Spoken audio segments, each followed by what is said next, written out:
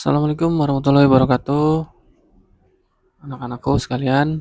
Nah, kita sekarang akan belajar tentang sistem pencernaan manusia, ya.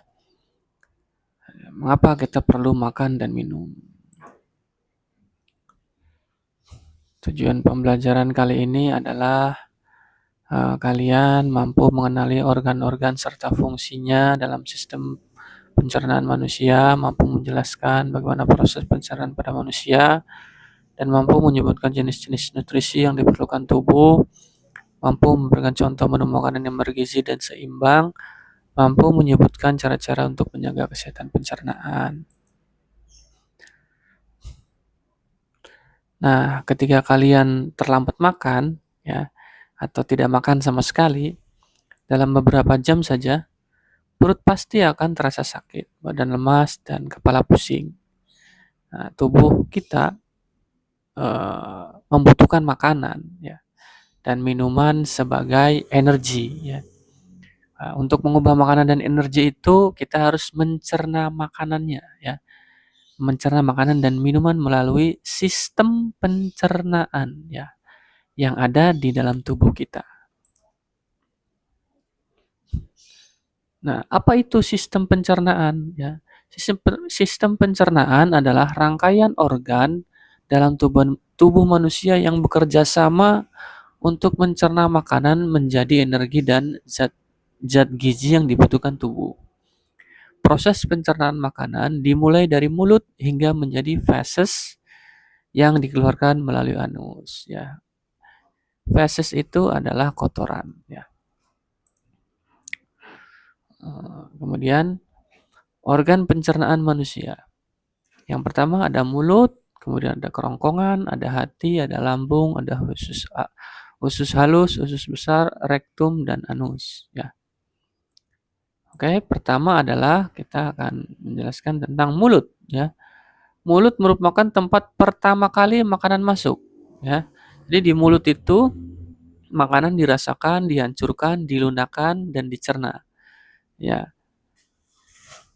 Terus kemudian di mulut kita kan ada gigi dan lidah. Nah, gigi itu fungsinya menghancurkan makanan menjadi potongan-potongan kecil, ya.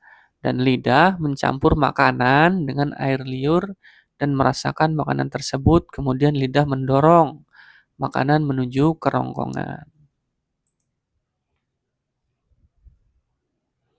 Nah, kerongkongan sendiri itu setelah makanannya dicerna di mulut, makanan masuk ke kerongkongan. Nah, kemudian kerongkongan itu membawa makanan kita dari mulut ke lambung, ya, melalui gerakan otot yang dinamakan peristaltik, ya. Jadi kalau kita menelan makanan kan itu ada apa namanya, ke atas ke bawah itu, ya. Itu namanya gerakan otot yang disebut peristaltik, ya. Itu kerongkongan. Terus kemudian ada lagi lambung, ya. Lambung berfungsi menghancurkan makanan dengan enzim dan asam lambung. Nah, jadi kita kan bertanya-tanya, ini makanan kok bisa jadi hancur, gimana ya? Nah, ternyata makanan hancur yang sudah kita makan itu nanti diproses di lambung, ya, dengan enzim dan asam lambung. Enzim menghancurkan karbohidrat, lemak, dan protein yang terkandung dalam makanan, ya. Sedangkan asam lambung membunuh kuman dan bakteri yang ada pada makanan, ya. Jadi ketika makanannya ada bakteri di apa namanya, dibunuh oleh asam lambung, ya.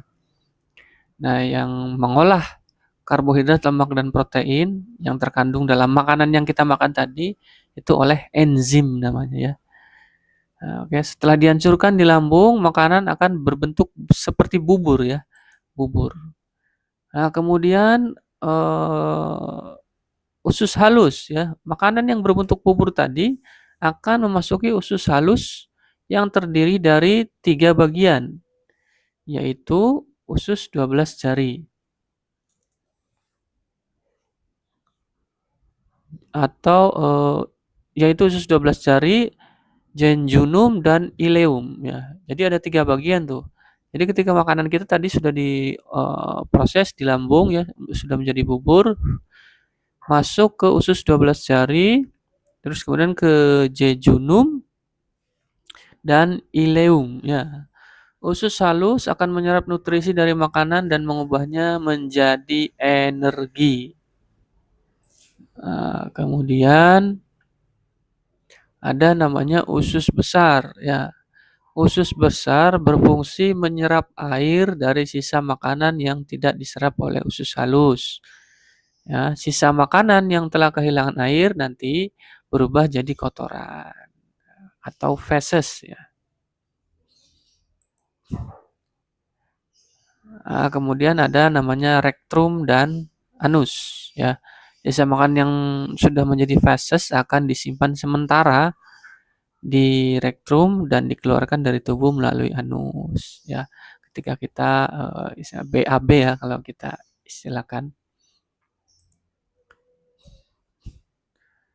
Nah, kemudian organ pendukung pencernaan. Ada hati, ada kantung empedu dan pankreas. Nah, hati ini menghasilkan empedu yang berfungsi untuk mencerna lemak. Ya. Kemudian ada kantong empedu, menyimpan empedu dari hati dan mengeluarkannya ke usus halus. Kemudian ada pankreas, ya, yang menghasilkan enzim untuk membantu pencernaan makanan. Jadi proses pencernaan manusia itu begini nih, ya. Ketika kita makan, ya, makanan masuk dan dihancurkan melalui mulut, ya, dikunyah. Kemudian masuk melalui kerongkongan, ya, membawa makanan menuju lambung. Kemudian makanan dihancurkan menjadi bubur oleh lambung. Kemudian bubur makanan yang tadi yang diolah oleh lambung diserap nutrisinya oleh usus halus. Nah, kemudian selanjutnya menuju usus besar, menyerap air dan membentuk feses. Ya. Kemudian rektrum dan anus menyimpan dan mengeluarkan feses atau kotoran, gitu ya. Jadi kita makan, terus kemudian ke kerongkongan, kerongkongan ke lambung, lambung jadi bubur makanan diserap oleh usus halus ke usus besar, ya, terus kemudian ke rektrum dan anus. Mengapa kita perlu makan dan minum? Nah, ini ya. Kita perlu makan dan minum itu karena tubuh memerlukan energi ya. Terus kemudian nutrisi juga dan cairan ya untuk melakukan berbagai aktivitas kita serta mendukung pertumbuhan tubuh ya. Jadi kita juga harus memasukkan makanan dengan menu yang bergizi dan seimbang seperti buah, ya, lauk pauk, sayuran dan karbohidrat. Nah, jenis-jenis nutrisi dalam makanan. Yang pertama ada protein, ya. Protein bisa kita temukan di makanan seperti telur, ikan, daging, serta berbagai jenis kacang-kacangan. Fungsinya untuk pertumbuhan dan perbaikan tubuh, ya. Kemudian ada yang namanya karbohidrat. Kita bisa temukan di nasi, kentang, jagung, umbi-umbian, sagu, dan tepung-tepungan. Nah, ini dibutuhkan tubuh untuk menghasilkan energi secara cepat, ya. Kemudian ada lemak. Ya, kita bisa mendapatkan lemak ini dari daging, kacang-kacangan, ikan, mentega, dan susu. Lemak ini berfungsi melindungi organ tubuh dan menyerap vitamin. Ya. Nah, ini jenis-jenis nutrisi dalam makanan. Ada vitamin, ya, buah-buahan dan sayur-sayuran. Itu berfungsi membantu tubuh melawan kuman, penyakit, dan menjaga kesehatan organ. Kemudian ada namanya serat, ya, ditemukan biasanya di sayur-sayuran, buah-buahan, dan kacang-kacangan. Membantu menjaga kesehatan usus dan mempermudah proses buang air besar. Kemudian ada air, ya.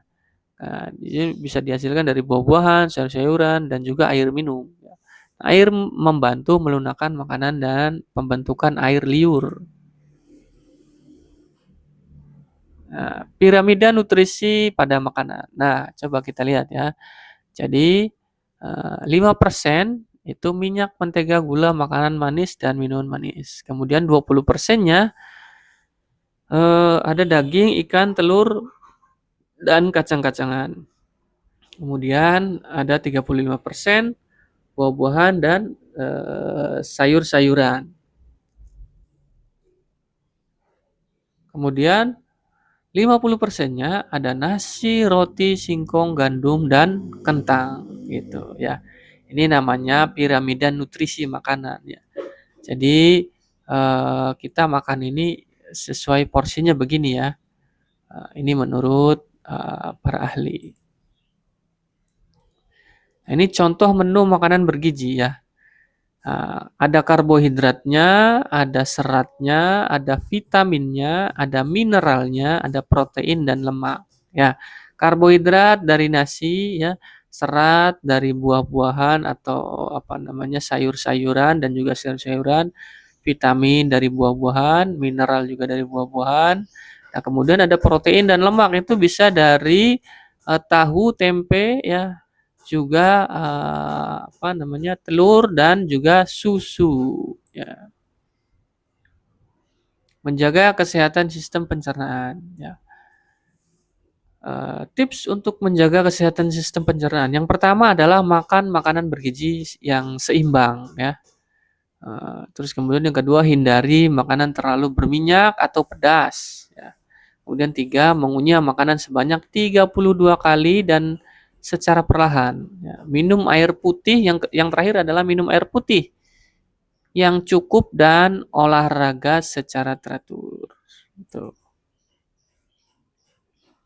Jadi kesimpulannya adalah sistem pencernaan kita sangat penting untuk mengolah makanan menjadi energi dan zat gizi bagi tubuh supaya kita dapat melakukan berbagai aktivitas serta mendukung pertumbuhan tubuh. Dengan mengkonsumsi makanan seimbang dan bergizi, kita dapat menjaga tubuh tetap sehat dan bertenaga. Oke, itu saja ya anak-anak, mudah-mudahan bisa dipahami ya. Tetap jaga kesehatan, makannya yang seimbang ya. Dan kemudian silakan teman-teman bisa ditulis atau bertanya di kolom komentar ya. Itu saja, mudah-mudahan bisa bermanfaat. Billahi taufiq wal hidayah. Wassalamualaikum warahmatullahi wabarakatuh.